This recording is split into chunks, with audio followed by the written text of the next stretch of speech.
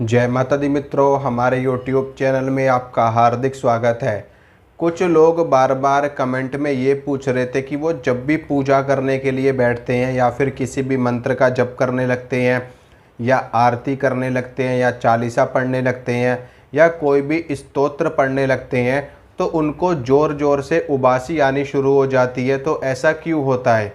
कुछ लोगों का प्रश्न ये भी था कि जब वो पूजा करते हैं तो उनकी बॉडी में वाइब्रेशन होने लगता है, उनके हाथ में कंपन होने लगता है और उनके शरीर में एक बिजली सी दौड़ जाती है। ऐसे लगता है जैसे कि मानो कोई शरीर में उनके प्रवेश कर रहा हो, कोई शक्ति शरीर में उनके हलचल कर रही हो। कुछ लोगों का ऐसा भी कहना था कि उनके आँखों से आंसू निकलने लगते हैं। कुछ लोगों का ऐसा भी कहना था कि उनको जैसे चक्कर से आने लगते हैं जब भी वो पूजा करते हैं, किसी स्तोत्र का पाठ करते हैं या साधना करते हैं या मंत्र का जप करते हैं। और कुछ लोगों का ये भी कहना था कि उनके शरीर में उनको वाइब्रेशन सी महसूस होती है और दर्द भी महसूस होता है हल्का हल्का किसी किसी जगह पे, जैसे कि बैक में पेन होना जब वो जप करने के लिए बैठते हैं। वैसे आपको कभी कोई पेन नहीं होगा, वैसे ना बैक में पेन होगा ना पैरों में पेन होगा, लेकिन जब आप मंत्र का जप करने के लिए बैठेंगे तो आपकी बैक में भी पेन होने लगेगा, आपके पैरों में भी पेन होगा, आपके हाथों में भी पेन होगा, आपके सिर में भी पेन होगा, आपके कंधों में भी पेन होगा।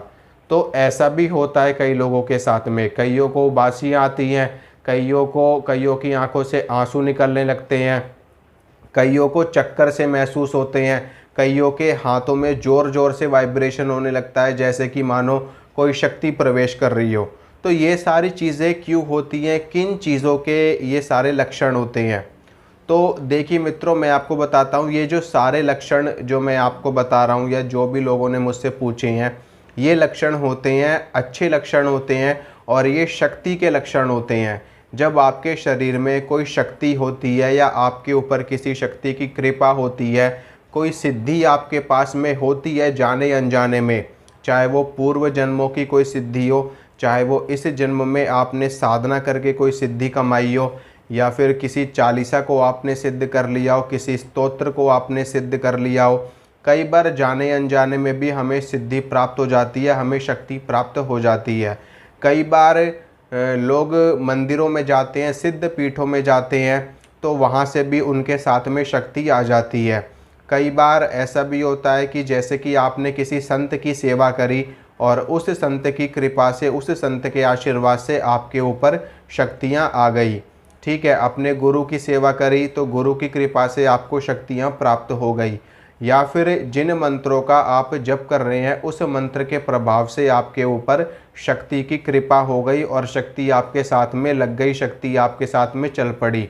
तो इसके अलावा भी और बहुत सारे रीज़न होते हैं, जैसे कि आप किसी ऐसे स्थान से गुजर रहे हैं जहाँ पर किसी देवी का या किसी देवता का थान बना हुआ है, उनका स्थान बना हुआ है, वहाँ से आप गुजर रहे हैं और वहाँ से किसी शक्ति को आपकी डील पसंद आई, यानी कि आपका शरीर पसंद आया, आपका मन पसंद आया, आपकी अंतर आत्मा पसंद आई, आपका भाव पसंद आया, आपका रहन सहन पसंद आया, तो उससे भी शक्तियाँ प्रसन्न होकर के साथ में लग जाती हैं। कई बार ऐसा भी होता है कि जैसे किसी ने अपनी शक्ति का उतारा करवा करके चौराहे पर छोड़ दिया हो या फिर किसी भी तिराहे पर छोड़ दिया हो, किसी मैदान में छोड़ दिया हो, किसी शमशान भूमि में छोड़ दिया हो और वहाँ पर आप गए तो वहाँ से भी शक्ति लग जाती है साथ में। कहीं आप किसी पीपल के पेड़ पे पूजा करने के लिए गए, पीपल के पेड़ में बहुत सारी शक्तियाँ वास करती हैं। पीपल के पेड़ में एक यक्षिणी भी वास करती है, पीपल के पेड़ में ब्रह्म भी वास करता है, पीपल के पेड़ में दैवीय शक्ति भी वास करती है। तो अगर आप किसी पीपल के पेड़ में पूजा करने गए जहाँ पर शक्तियों का वास है तो वहाँ से शक्ति लग करके आ जाती है। आप कहीं मंदिर में सेवा कर रहे हो तो वहाँ से शक्ति प्रसन्न हो करके आपके साथ में आ गई। आप जीव जंतुओं की सेवा कर रहे हो और वहाँ पर कोई शक्ति विराजमान है आसपास कुदरत की किसी भी रूप में, तो वहाँ से शक्तियाँ आ जाती है।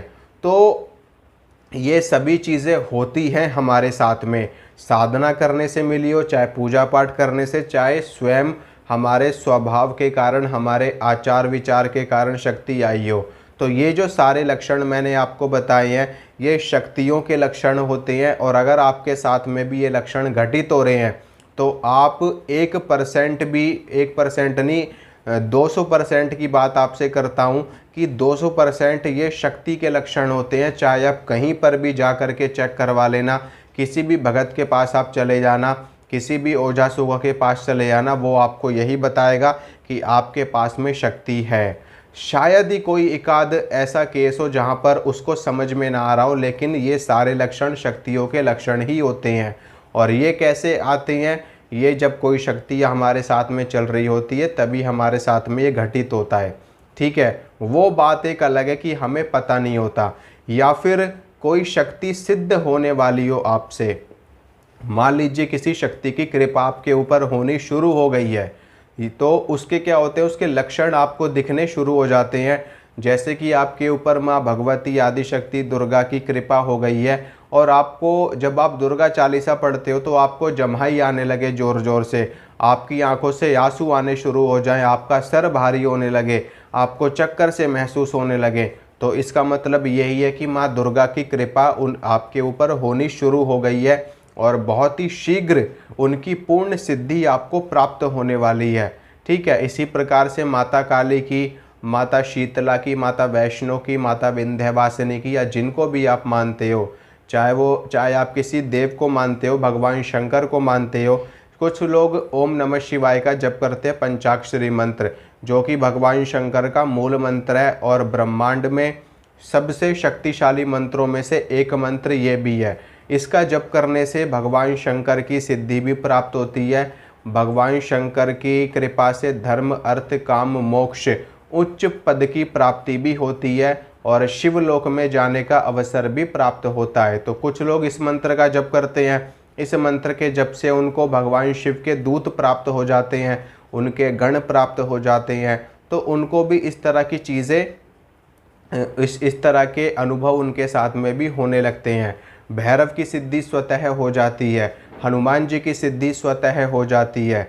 ठीक है, भगवान शिव के जो गण हैं, जो वीर हैं, उनकी सिद्धि स्वतः हो जाती है। तो इस प्रकार से ये सारी चीज़ें कार्य करती हैं। ठीक है, और अगर आप भगवान विष्णु की पूजा करते हो, भगवान विष्णु के किसी मंत्र का जप करते हो, या फिर विष्णु सहस्त्र नाम का पाठ करते हो, भगवान विष्णु का जो अष्टाक्षरी मंत्र है उसका पाठ करते हो, द्वादशाक्षरी मंत्र का जप करते हो, तो आपके साथ में भी यही लक्षण, ये जो लक्षण मैंने आपको बताए, ये हर शक्ति की सिद्धि का लक्षण होता है। या हर शक्ति, या कोई शक्ति सिद्ध होने वाली होगी, या कोई शक्ति आपके साथ में होगी। ठीक है, चाहे वो कोई देव हो, चाहे वो कोई देवी हो, सबके साथ में यही लक्षण आपको देखने को मिलेंगे। बस कुछ लोगों को पता नहीं होता, कुछ लोग इस चीज़ को देखते रहते हैं और वो जा कर के पता कर लेते, तो उनको पता चल जाता है। तो ये सारी चीज़ें अगर आपके साथ में हो रही है तो आप किसी अच्छे भगत के पास जाइए और वहाँ पर जा कर के पता करिए आपके साथ में कौन सी शक्ति है। फिर उसके बाद में उस चीज़ का एक प्रॉपर तरीके से, एक विधि विधान से उस शक्ति की आराधना शुरू करिए। ठीक है, गुरु बनाइए, गुरु बनाने के बाद में एक प्रॉपर तरीके से उस शक्ति की दीक्षा लीजिए। दीक्षा लेने के बाद में फिर उस शक्ति को सही से सिद्ध कीजिए, नए सिरे से सिद्ध कीजिए, मंत्र प्राप्त करके, और पूर्ण सिद्धि उस शक्ति की करिए। नहीं तो आपको इस तरह के लक्षण आते रहेंगे पर पूर्ण सिद्धि नहीं हो पाएगी। ठीक है, क्योंकि वो एक जो पूरा विधि विधान है जो गुरु के द्वारा प्राप्त होता है, और जो शक्ति का एक पूरा प्रोसीजर होता है अपने आप में कि शक्ति को कैसे प्रत्यक्ष करना है, वो चीज़ आप नहीं कर पाओगे। ठीक है, आपके ऊपर कृपा रहेगी शक्ति की, शक्ति प्रसन्न भी आपके ऊपर रहेगी, लेकिन डायरेक्ट कोई भी शक्ति आकर के आपको नहीं बताएगी। ठीक है, डायरेक्ट कोई शक्ति नहीं आएगी, एक सिद्धि तो आपको लेनी ही पड़ेगी कैसे भी करके। एक सिद्धि अगर आपने सही से प्राप्त कर ली फिर तो सारी सिद्धियां आपको मिलती चली जाएंगी। तो ये एक सिद्धि प्राप्त करिए और सही से शक्ति की आराधना कैसे करनी है सीखिए, किसी से, किसी योग्य आचार्य से सीखिए, किसी योग्य ब्राह्मण से सीखिए, किसी योग्य पंडित से सीखिए, किसी भगत से सीखिए, अपने गुरु से सीखिए, या जिनको भी आप मानते हो जो इस लाइन में हो, जो आपको समझा सके, सिखा सके। ठीक है मित्रों, तो आशा करता हूँ जो जानकारी मैंने आपको दी है आपको समझ में आई होगी, आपको अच्छी लगी होगी, और इसी तरह की वीडियो मैं आप लोगों के लिए लाता रहूँगा। और चलता हूँ, अब मिलूँगा आप सभी से अगली वीडियो में। तब तक के लिए जय माता दी।